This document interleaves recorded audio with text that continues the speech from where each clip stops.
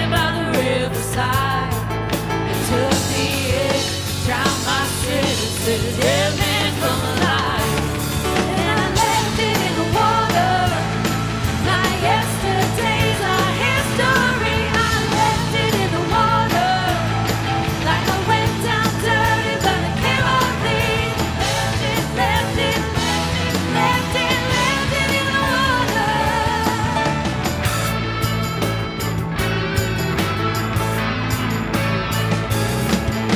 God has still got my struggles, but you're close to the broken heart.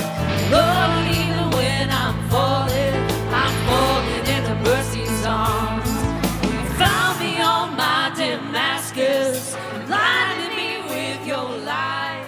You took me in, drowned my sin, and said, dead man come alive. Then I left it in the water. My yesterdays are history. I left it in the water. Like I went down dirty, but I came up clean. Left it in the water.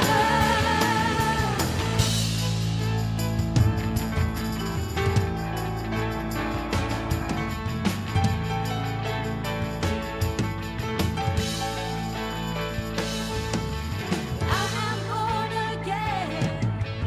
I have been made whole. Nothing but the blood washing over my soul. Glory, hallelujah. Let this signify all that you have done for me. Lord, I gotta testify.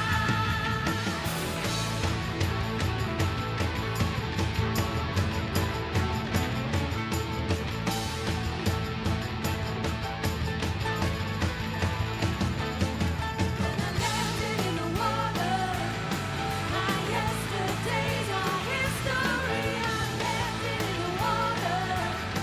Like I went down dirty, but I came up clean. Left it in the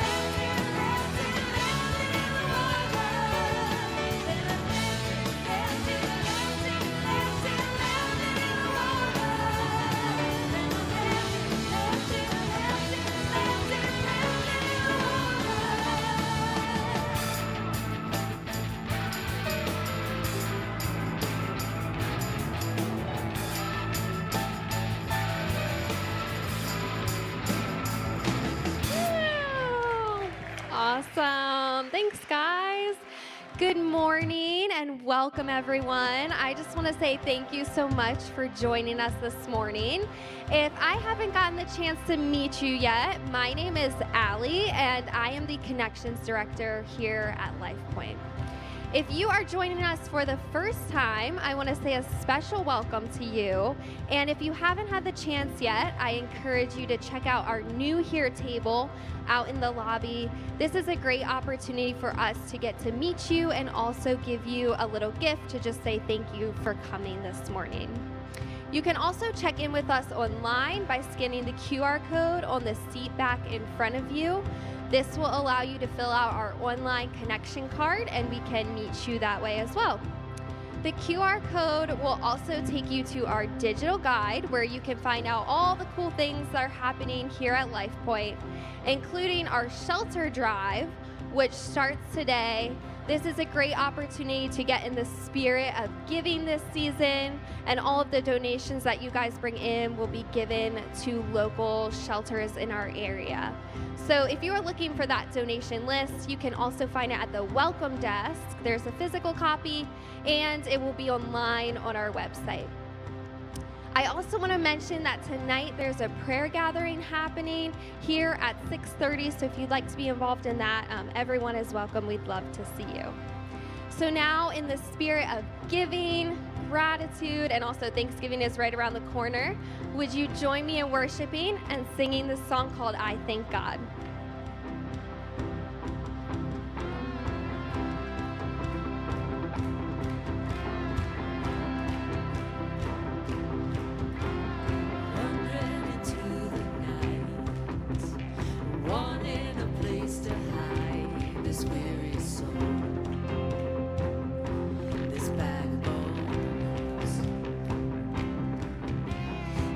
try with all my might, but I just can't win the fight. I'm slowly drifting, a vagabond.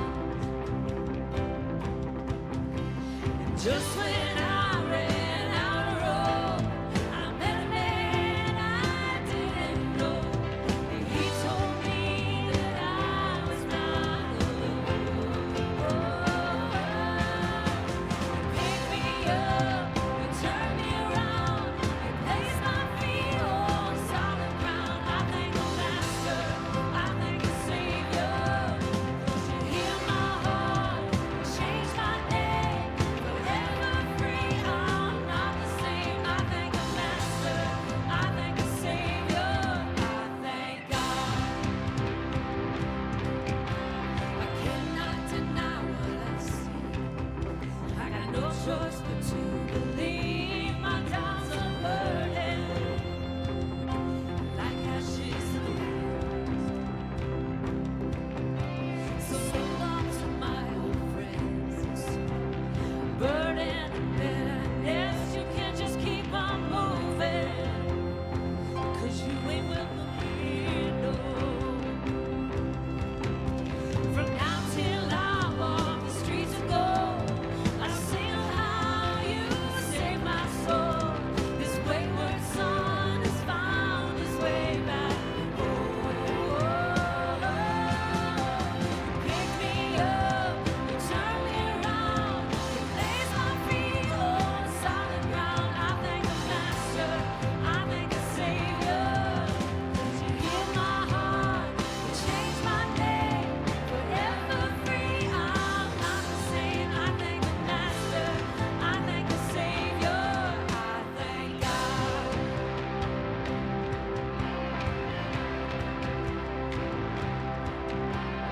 And lost another one. I am free, I am free, I am free. Here lost another one. I am free, and I am free, oh, and I am free. Here lost another one. I am free, and I am free, oh, I am free. Here lost another one. I am free, and I am free.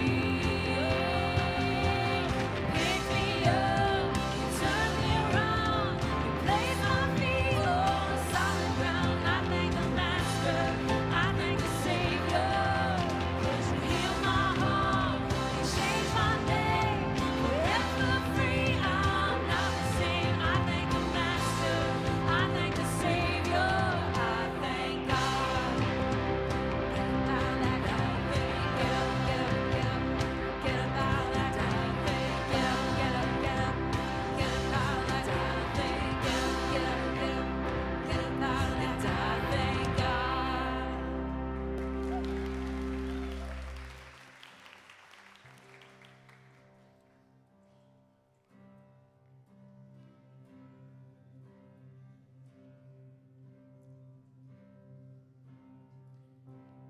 Be thou my vision, O Lord of my heart.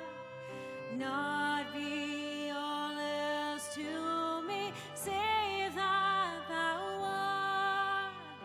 Thou might be so by day or by night, waking or sleeping, thy presence my life.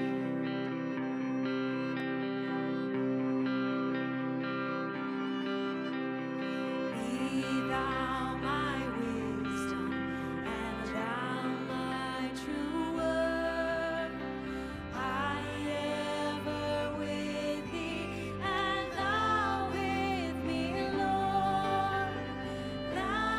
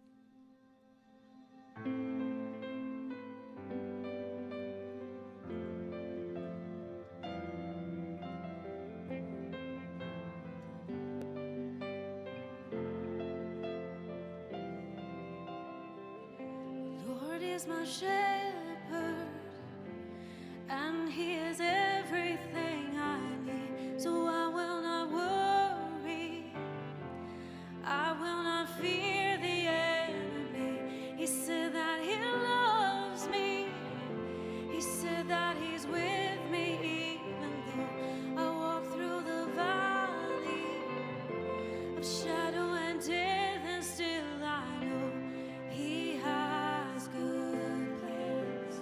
He has good plans.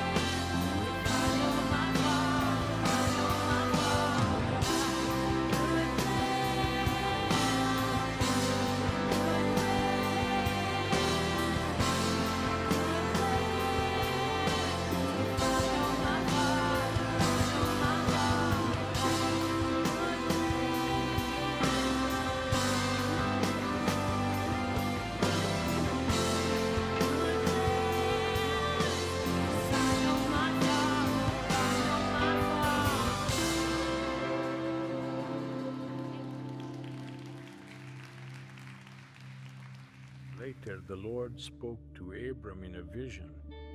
Abram, don't be afraid. I will protect you and reward you greatly. But Abram answered, Lord all-powerful, you have given me everything I could ask for, except children. And when I die, Eliezer of Damascus will get all I own. You have not given me any children, and this servant of mine will inherit everything. The Lord replied, No, he won't. You will have a son of your own, and everything you have will be his. Then the Lord took Abram outside and said, Look at the sky and see if you can count the stars. That's how many descendants you will have. Have you ever had a terrible, horrible, no good kind of a day? Has that ever been in your experience? It was kind of like the day the Baltimore Ravens had last weekend when they played the Cleveland Browns, right? I was expecting that to be a bad day for me, but it was good day for me, bad day for you. You know, when that guy almost had the interception and the Ravens almost won the game. You purple losers. We only have 2 wins, but one of them's against you guys. Yeah, everybody has those horrible, terrible, no good kind of days once in a while. So much so that Judith Viorst wrote a little children's book about it. Maybe you've read it. Maybe you read it to your kids. Maybe somebody read it to you.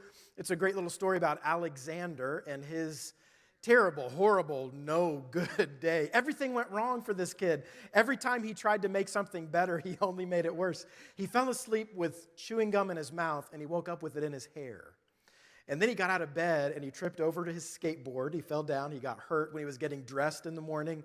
He dropped his sweater into a sink of running water. He got his sweater all wet. He went downstairs for breakfast, and his brothers, they found a prize in their cereal, and he found just cereal. It was that kind of a day. When he went to school, things got no better. His teacher did not appreciate his drawing of an invisible castle. Yeah, it was a blank sheet of paper. She did not approve of that. At recess, he found out that his best friend thought of him as only his third best friend, which really hurt. And his day just kept going downhill. And everything that he did to try to make it a little bit better, it didn't work.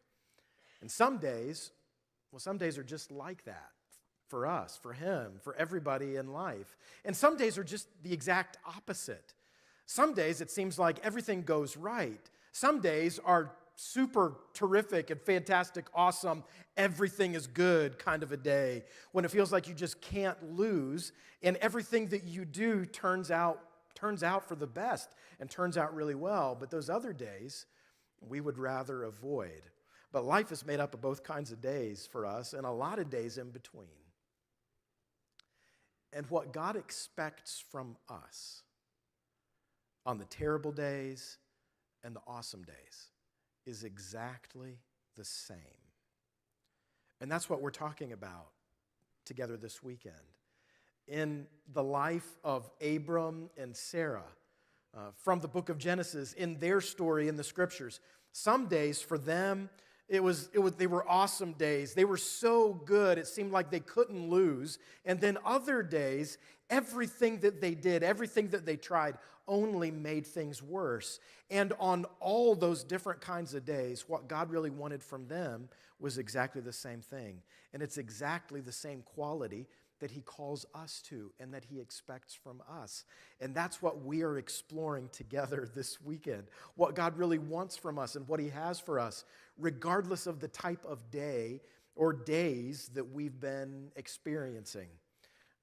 We've been following along with Abram and Sarai in their walk and relationship with God and their life with God and learning what our life looks like through their successes and through their faith and through their failures and through their mistakes. And today we're coming to an episode, one specific day in Abram's life that was awesome. Like everything was so good for Abram that it seemed like he couldn't make it go wrong. And then that's immediately followed up by a series of days where everything that he did and said, everything that Sarah, his wife, said and did, it just made everything worse. And they couldn't get it going right. But God expected the same thing from them in every situation, just like he expects from us. So if you have a Bible with you or an app you can open up, find your way to Genesis chapter 15, whether you're watching here or you're watching online, because we're going to read part of this story, and then I'm going to tell you part of the story.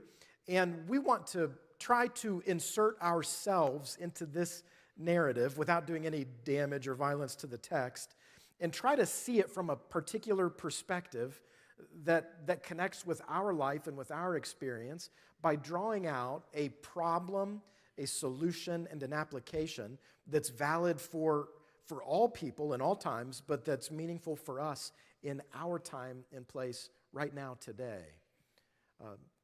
In Genesis chapter 15, at the beginning of that passage, God gives an incredible promise to Abram, and Abram responds.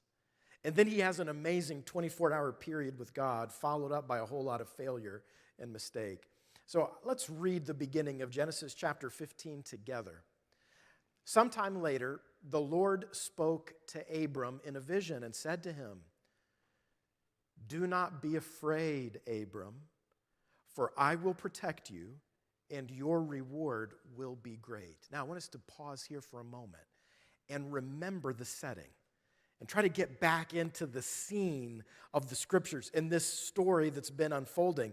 Do you remember what happened last weekend, what we talked about? I didn't think so.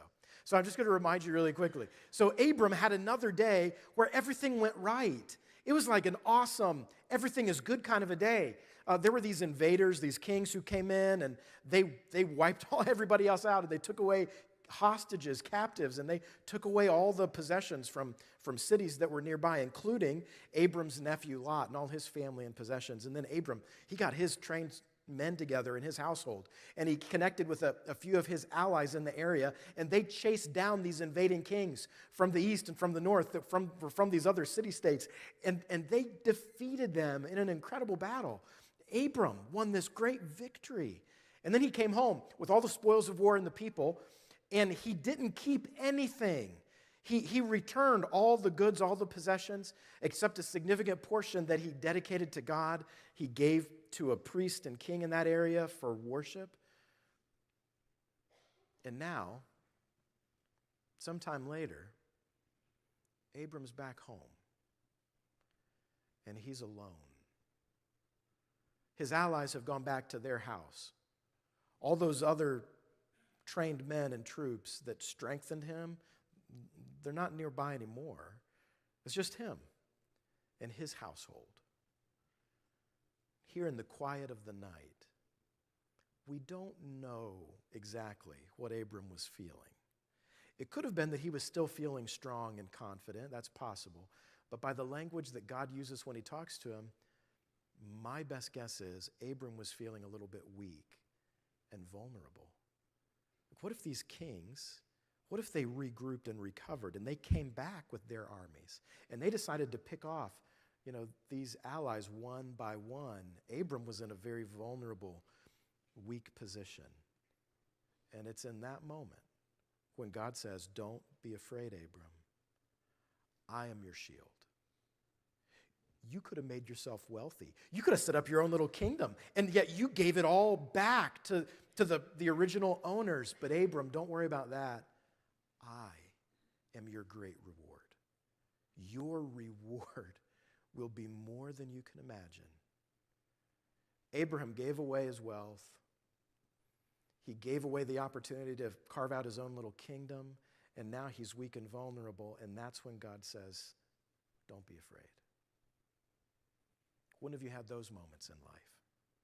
Sometimes those moments come after a great success or a demonstration of strength or a significant accomplishment. And then in the quiet, we feel weak and vulnerable. And that's when God says to us, "Don't be afraid. I'm your overprotector. I'm your shield. Your reward will be great." And here's how Abram replied. He replied to the Lord, "Oh, sovereign Lord." This is the first time we hear Abram actually talk to God. "What good are all your blessings when I don't even have?" How would you fill in if this were blank? How would you fill that in? God, sovereign Lord over everything, what good are all the good things you brought into my life when I don't even have this? Our life with God is lived between Genesis 15, 1 and 2, and in between those spaces. And here in this vulnerable moment, Abraham asks God, you've given me these promises, but what good are the good things in my life when I don't even have a son? Then he keeps talking with God. Now, since you've given me no children, Eliezer of Damascus, a servant in my household, he will inherit all my wealth. You've given me no descendants of my own, so one of my servants will be my heir. And then God replied, then the Lord said to him, no, your servant will not be your heir. You will have a son of your own who will be your heir. And then the Lord took Abram outside, and he said to him, look up into the sky and count the stars if you can. That's how many descendants you will have. And Abram believed the Lord, and the Lord counted him as righteous because of his faith. Now, this is huge. Like, this is something to underline and remember. This is the inflection point for Abram's life. This is what's different about our Christian faith and every other world faith tradition. Abram believed God, and God credited and counted Abram's faith as just and as righteousness. This is amazing. This is what sets apart Christianity from every other faith tradition in our world. Because every faith tradition, and even parts of Christianity, twist this into something that it's not. But we tend to try to find a way to force God to bless us and to earn his blessing and to bring his goodness into reality in our lives based on the things that we do, based on our actions, based on what we avoid doing, based on the rules that we follow that obligate God to do for us something that we desperately want him to bring into reality. But that's not the way of Abraham. That's not the way of Jesus. That's not the faith of Christianity when it's properly taught and understood. Abram sets a different trajectory. He trusted God and God's promise, and God did something that he's never done before in the scriptures. He credited and counted Abram's faith in him as righteousness. Abram had new standing and right relationship with God simply because he trusted God's promise and what God said. Not because of his actions, not because he pleased God or made God happy, but simply because he trusted in God. And this is when Abram's silent, by the way. Elsewhere in Genesis 15, when Abraham's talking, it sounds like he's full of doubt and fear. Lord, what good, sovereign Lord, what good are all the blessings in my life when I don't even have a son? And then right after this incredible statement of faith, when Abraham is silent, but he's silently believing in God and God's promise, Abraham follows that up with another question. Lord, you also promised me land. How do I know you're going to keep your promise? Because I'm looking around here and property values are going up. And it's hard for me to buy into this market. I'm not sure how this is going to work out. I've lived here quite a while, and I'm trying to find a place of my own. And you promised me descendants, and you promised me blessing. And yeah, I can see that other people are being blessed through me. I can see that a little bit. But you promised me descendants. I don't have a son. You promised me land, and I don't own any of it. How do I know that you'll follow through on this promise for me? And then the story gets really weird. In Genesis 15. This is part of why you want to look at it. You might want to read this sometime today. God has Abram do some unusual things. He collects 3 different animals, 3 types of livestock, and 2 birds. The 3 animals it's a cow, a goat, a sheep. And God says, I want you to offer those as a sacrifice to me, and then cut them down the middle and separate them. It's kind of like creating a pathway between these bodies. And the birds he kept whole. And then Abram had a very unique encounter and experience with God. And this was all happening on one day. Like it seems like it might have been late at night or maybe early in the morning when it's still dark and the stars are out. When God calls Abram out and he says, look at the stars. Can you count them all? You're going to have more descendants than these stars. And then he has Abram during the daytime collect these animals, perform the sacrifice. And all day long, Abram, he just keeps the buzzards and the vultures away from eating the animals. And then in the evening, in this 24-hour period, he has a unique encounter with God. We'll talk about that encounter in a few minutes. We'll talk about it today, but just in a few minutes later. And then if you turn the page to Genesis chapter 16, now a decade has passed from the time that Abram and Sarah first received God's promise back in Genesis 12, a few weeks ago, where God promised them, I'm going to give you land and descendants and blessing. 10 years have passed, and they have no child. They haven't produced any descendants. And they're wondering, how is God going to come through on this promise? They don't own any land. They don't have any descendants. And so they come up with a plan to help God out on the way that he's managing their life. They're still asking, what good are all these blessings when we don't even have a son? And so they come up with a scheme to make up for what God has been missing out as he's running their life and this world. And Abram and Sarah introduce a third party into their marriage. Sarah has a maid named Hagar. And they decide together, Abram, if we can't produce children together, why don't you just marry my maid and make her another wife and produce a child through Hagar? And this was something that in their culture, in their time and place, was acceptable.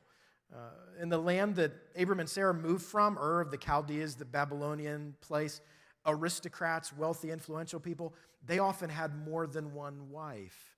In Egypt, where they traveled to, Pharaoh had a harem, remember? And Sarah even became part of that harem for a period of time. And so this was something that was acceptable in their culture, but it was contrary to God's design and plan. Because in the beginning in Genesis, with the first two human beings, the first two people, Adam and Eve, God brought two together so that they could be one. And his design from the very beginning was one man and one woman in one marriage relationship. And now, Abram and Sarah are trying to make their own way, and they introduce Hagar, a third party, into this union that God promised to bless. And Hagar ends up becoming pregnant. It looks like things might work out the way they had schemed and plotted and planned. But then, Hagar and Sarah don't get along, and contempt begins passing between them. I mean, who could have guessed this could have gone south? And, the whole polygamy thing, who would have thought?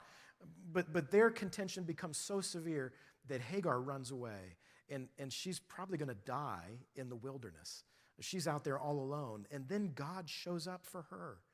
God is present. She's been manipulated and mistreated by God's people, by the people of promise, and God shows up to her, and he saves her life. And he sends her back to Abram's household because that's where she can be secure, and that's where she can actually sustain her life and survive. And Hagar, gives God a new name. You're the God who sees me. You know where I'm going, and you're watching over me, and you're providing for me no matter what I experience. She demonstrates faith and trust in God, and God blesses her. She does give birth to a son. His name is Ishmael. And Ishmael becomes the father of nations in his own right, but he's not the descendant and child of promise that God had promised to Sarah and Abram. And now their life and their relationship, it just got a whole lot more complicated because of their decisions.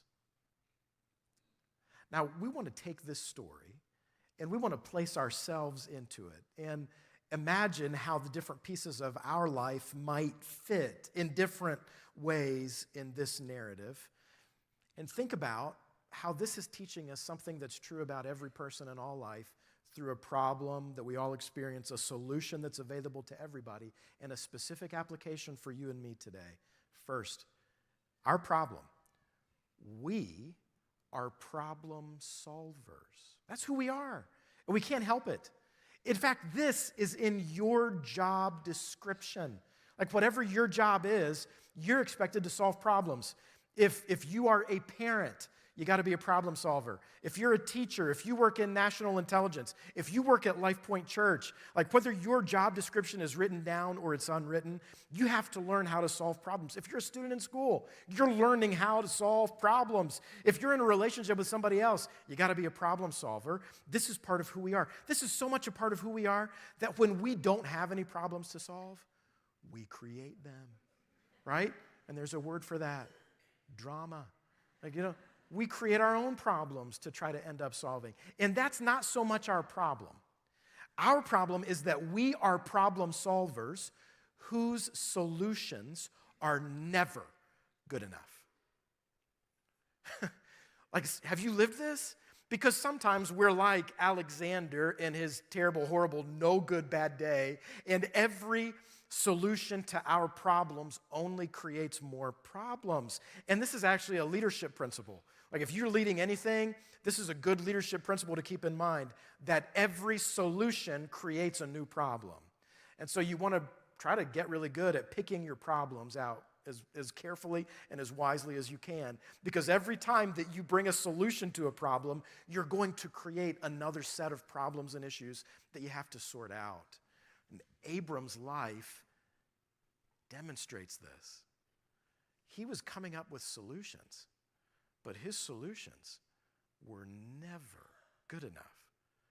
In fact, his solutions, well, they made things worse. His first solution to this son problem, because Abram had a problem in his relationship with God. You promised me a child, and I don't have a son. His first solution was Eliezer of Damascus. This is a servant in Abram's household, a manager, a steward who was overseeing his affairs. And in the culture of Abram's day, it would have been normal for a man who didn't have an heir to elevate a chief servant to become his heir and inherit all of his property and possessions and continue his household in his name. And so Abram throws that idea out to God. Okay, God, you promised me this. The way that you're going to fulfill it, is it through Eliezer? I mean, he's going to inherit everything I have. And God said clearly, no. Your servant will not become your heir. And 10 years pass. Sometimes we forget that, but 10 years, a decade passes from the time Abram first received the promise until the time when Abram and Sarah decide to come up with a different sort of solution, and they introduce Hagar into their union and their marriage, and then create a son through Hagar. 10 years had passed. And they were wondering, God, where are you? What are you up to? They were still asking, God, what good are all these blessings? Like, what good is the blessing that's coming through me if we don't even have a son? And so they created their own solution to this problem. And this is what we do as human beings. We come up with solutions, but our solutions are never good enough. We tend to create our own solutions by exercising our power. We exercise our power to control things that are beyond our control, matters that don't belong to us. We exercise our power to throw off all rules and restrictions and regulations and create our own path of self-discovery. And we exercise our own power by creating lots of rules and regulations that we imagine that we can follow and then force God to do what we want him to do. Abraham and Sarah, they vacillate. They move between these different routes of expressing their own power. They took God's promise and they brought it into their own hands, and they were dissatisfied with how God was directing their life, with the way that he was managing the affairs of their world. And they said, you know what? We can figure this one out. We're just going to bring Hagar. We're going to force this servant to marry this man and bring a child into the world that way. And their solution only created more problems for all of them, for everybody involved. We try to manipulate and control realities that are beyond our scope and beyond our own set of boundaries. And when we do, we get into trouble. Sometimes we create our own lists of do's and don'ts and actions that we should do and things that we can't do, and we expect God to bless us or give us his goodness based on what we're able to perform or do. And at other times, we say, God, you can just take all of these promises, take them away, and I'll make my own blessing in this world. I will make my own way. I will exercise my own power to bring into reality exactly what it is that I want. And we come up with solutions because we're problem solvers, but our solutions are never good enough. So how have you tried to help God out with the way he's mismanaged your life or your world? How have you tried to fill in the gaps in his promise and in the way that he's running this whole state of affairs in your own life experience or in the world at large? What does that look like? We're problem solvers, but our solutions are never good enough. But the solution for everyone is that God is our promise keeper. He's the one who makes promises and keeps them at all times. We see that in Abram's life. This story in Genesis 15, the one I told you we'd come back to with the sacrifices, this is all happening in one very good day for Abram. When Abram is talking with God and God has given him his own voice, he's hearing God speak. And Abram, even though he's doubted and feared, he's also responded with silent faith. And God counted Abram's faith as righteousness. That's amazing. And then he has him do this sacrifice thing and cut these animals in half and create this pathway. And then Abram has kept away the vultures and the buzzards all day long until finally in the evening, in this 24-hour period, Abram finally falls asleep. He can't stay awake. It was like me last week trying to stay up and watch the World Series, and sometimes I just couldn't do it. And Abram finally falls asleep, and while he's asleep, he hears God's voice. And God predicts, Abram, your descendants are going to have this land.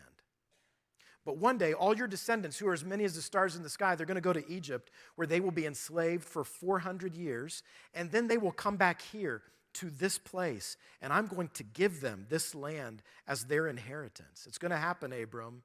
It's going to come after your lifetime has passed and after they experience significant challenge and difficulty and pain, but I'm going to come through on my promise. And Abram is asleep, and he hears God's voice, and then he sees something. He sees these sacrifices that are laid out and split, and he sees a flaming torch and a smoking pot of fire that pass in between those animals. And if we lived in this time and place, we would know what this is all about and what's going on. And there's other references to this type of activity in the Old Testament, in the prophet Jeremiah, and also in ancient Near Eastern literature, when kings would create a boundary between their kingdoms, or they would make a treaty with one another, or influential wealthy property owners would establish a boundary between their property. They would do something like this, where they would create sacrifices and they would divide them, and then they would walk in between these animals that were split in half. And it was a symbolic sign that they were saying, I'm going to respect this treaty and our mutual responsibilities, and I'm not going to violate these boundaries. And if I do, then let the same thing happen to me that's happened to these animals. Let me be torn in half. Now, when God responds to Abram's question about how do I know you're going to give me this land, God makes this land treaty agreement with Abram. But Abram never walks through. He never passes through. He never does his part to finalize the covenant. Instead, he was asleep. And the presence of God passed through twice. God was teaching Abram something about their relationship. Abram, this promise that I'm making to you, it doesn't depend on you. It's not contingent on your character or on your behavior. This promise is based entirely on me and my character. I'm going to keep my promise because I'm the promise keeper. I'm going to be good to you because I am good, not because you're good, not because your goodness forces me to do anything for you. God made this unconditional promise and covenant with Abraham and based this promise entirely on himself, not on Abraham's ability to come through on his end of the bargain. Abram, he simply believed in God. And he brings us to our application. Like, what difference does this make in our lives? Our application is put your faith in God and keep your faith in Him. Trust Him with every moment of life. Abram is the father of nations. And in Genesis 15 and 16, we see him take that first step into becoming the father of nations through Ishmael. And through Ishmael, all of the Arab peoples and nations of the world are descended. Years later after this, Abram and Sarai, they'll have a son, and they'll name him Isaac. And through Isaac, the nation of Israel will come into existence. But Abram is also the father of Christianity and of Christian faith, because Abram trusted God, believed God, and God counted Abram's faith as righteousness. And this scenario, this episode in Abram's life, is picked up by New Testament authors and apostles and teachers like the Apostle Paul. And in Galatians chapter 3 and Romans chapter 4, Paul makes this episode the foundation of all Christian faith. And I want us to read a few verses where he draws out this argument. Abram was, humanly speaking, the founder of our Jewish nation. Paul was a Jewish man. What did he discover about being made right with God? What does his life teach us? If his good deeds had made him acceptable to God, then Abram would have had something to boast about, but that was not God's way. For the scriptures tell us, we read this in Genesis, Abraham believed God, and God counted him as righteous because of his faith.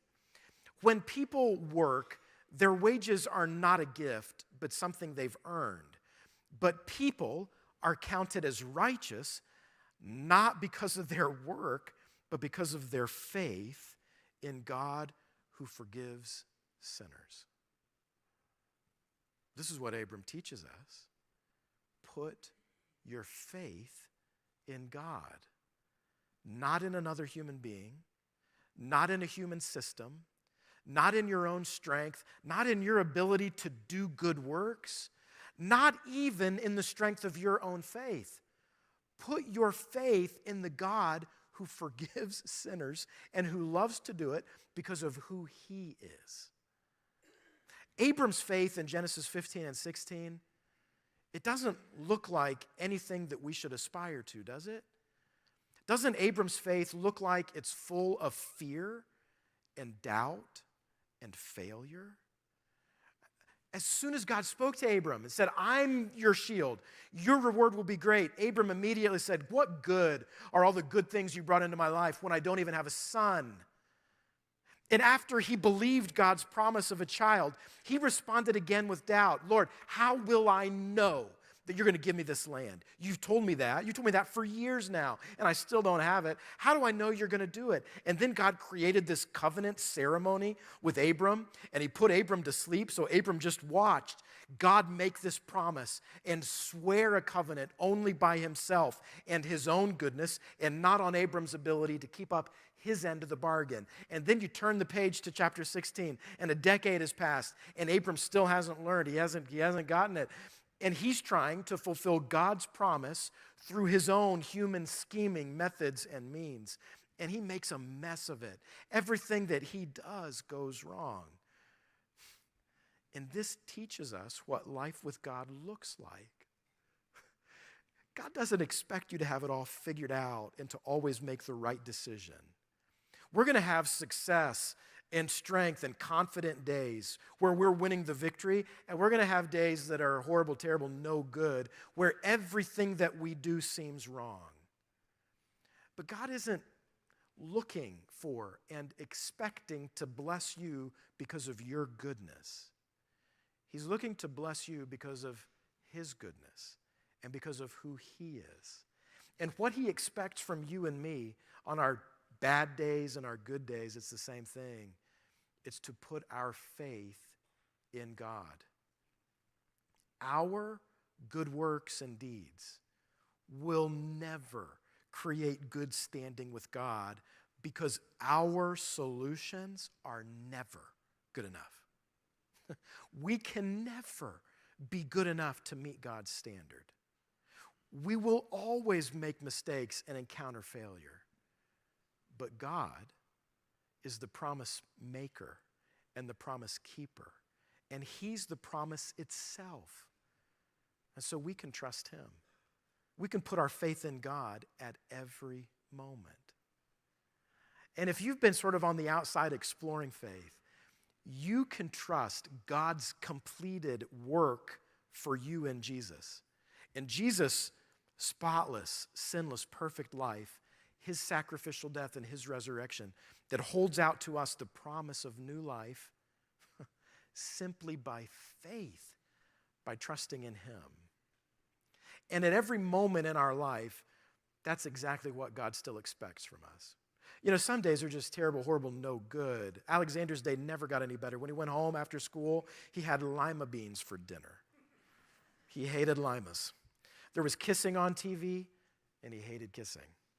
He bit his tongue when he was going to bed. His brother stole his pillow. The cat wanted to sleep with his brother, and his nightlight burned out. His day didn't get any better. Some days are like that. And some days are the opposite. Some days are awesome, where everything is good. But whatever season of life we're in, God's call to us is exactly the same. Put your faith in me. Because we live between Genesis 15, 1 and 2. I want you to personalize that promise. I am your shield. Don't be afraid. I'm your overprotection. Your reward will be very great. Oh, sovereign Lord, what good are all these blessings in my life when I don't even have? On those good days and terrible days, God is calling us to trust in Him. Our Father, we are grateful that you call us to relationship with you. And our relationship with you is not based on our performance, on our goodness, on our strategies, on our wisdom, on our strength or creativity. Our standing with you was bought and purchased through your work for us, through the work of Jesus Christ, giving His life and inviting us into the new life that He achieved by resurrection. So help us in every moment to put our faith back in you. Lord, for those who are maybe struggling with faith and trying to figure it out, and they don't have all the answers, and the truth is none of us ever do. And our life of faith is full of stumbles and failures and mistakes and shortcomings because our solutions are never good enough. But you're the only one who's good enough. And so we keep coming back to trust in you. Help us breathe out our shame and our guilt and our fear, and to breathe in your forgiveness and your presence and your strength and your promise, because we're all just desperate for you.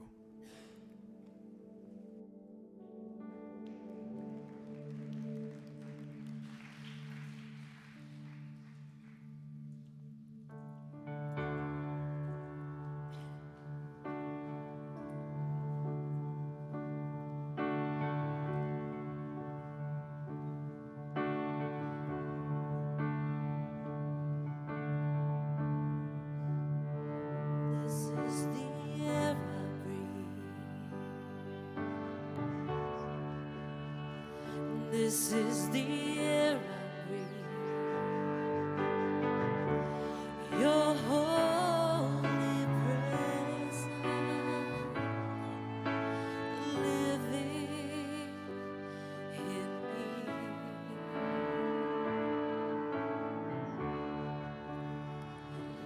is my daily bread. This is my daily bread. Your very word spoken to me.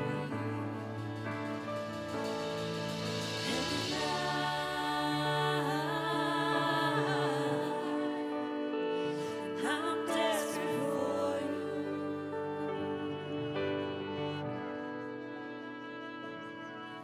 And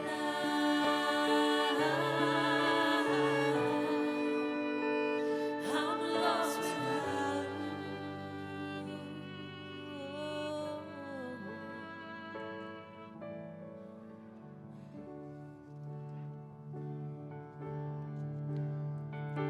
There's honey in the rock, water in the soul, manna on the ground, no matter where I go.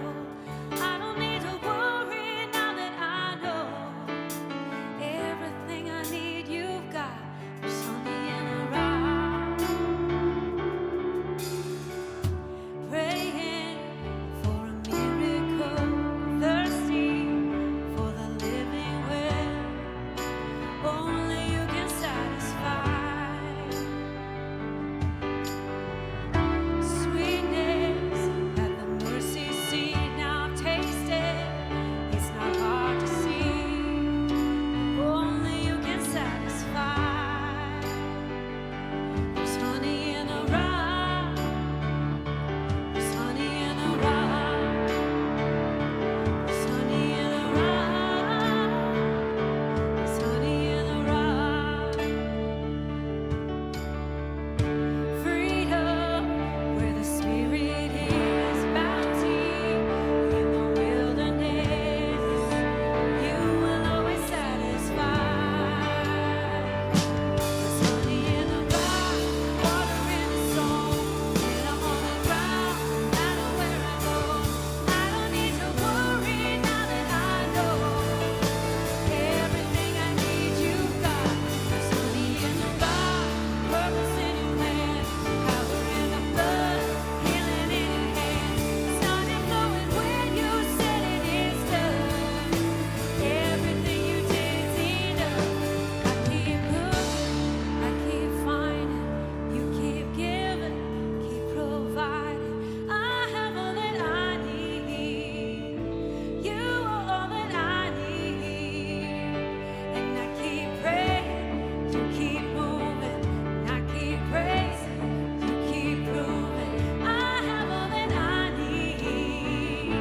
You are all that I need. And I keep looking, I keep finding, you keep giving, keep providing. I have all that I need. You are all that I need. Here we go. I keep praying, you keep moving. I keep praising, you keep proving. I have all that I need. You are all that I need. I have all that I need. You are all that I need. Yeah. There's honey in the rock, water in the stone, manna on the ground, no matter where I go. I don't need to worry now that I know everything I need you've got. There's honey in the rock, purpose in your plan, power in the blood, healing in your hands. Started flowing when you said it is done. Jesus, who you are is enough. There's honey in the rock. There's honey in the rock. There's honey in the rock. There's honey in the rock. Oh, how sweet it is to trust in you, Jesus. Oh, how sweet it is to trust in you, Jesus.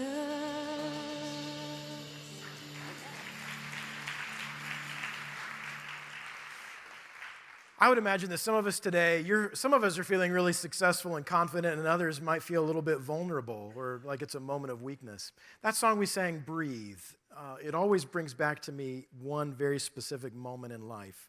The first time that I heard it, the first time that I sang it, Megan and I walked into a worship service the weekend after September 11th. And we were all feeling very vulnerable and weak. And we sang those words, "This is the air I breathe. God, I'm desperate for you." Whatever moments in life you're experiencing right now, those of success and goodness or those of vulnerability and weakness, God calls us to trust him. If you've never trusted in Jesus, he's enough. He's enough for you. And I'm calling on you to trust him for the first time today. Trust in his finished, completed work, his life, his death, his resurrection, to give you new life. God loves to forgive, and he gives us right standing with him because of who he is, not because of who we are. So you can trust in Jesus. And if you're trying to take your next faithful step to follow him, keep trusting him in this moment. And wherever you're at in life, you can find a caring friend on either side of the worship center space. As our time here ends, you can find somebody who'd love to talk with you, pray with you about what you're experiencing in this moment. You know, behind the scenes today, this is kind of a celebration weekend for us, and the band, our worship team sounded great. We've been making some upgrades to our back-end audio and lighting systems, and this week we made the last of those audio improvements and upgrades because we want to create spaces like this where we can effectively introduce people to Jesus and influence people to find him and to follow him every step of life. And those investments and improvements are only possible because you are making an investment in what God is doing at Life Point Church. So thank you for the ways that you are giving and sharing your money, because you're investing in life change. You're investing in the environments, in the technology and the tools that can help us introduce people to Jesus and call people to keep on trusting him. You can see the different ways to give, either in person in the boxes or at lifepointchurch.us, if you'd like to jump in and also invest in what God is doing at Life Point Church. Now, we'll keep walking with Abram and Sarai next weekend. I'm looking forward to seeing how we fit into their story, into what God was doing in their lives, and I hope that you'll be part of that next weekend too. Think about who you can invite to come along with you. Now, I will exalt the Lord at all times. His praise will continually, always be in my mouth. No one who trusts in him will ever be ashamed. Amen. See you next weekend.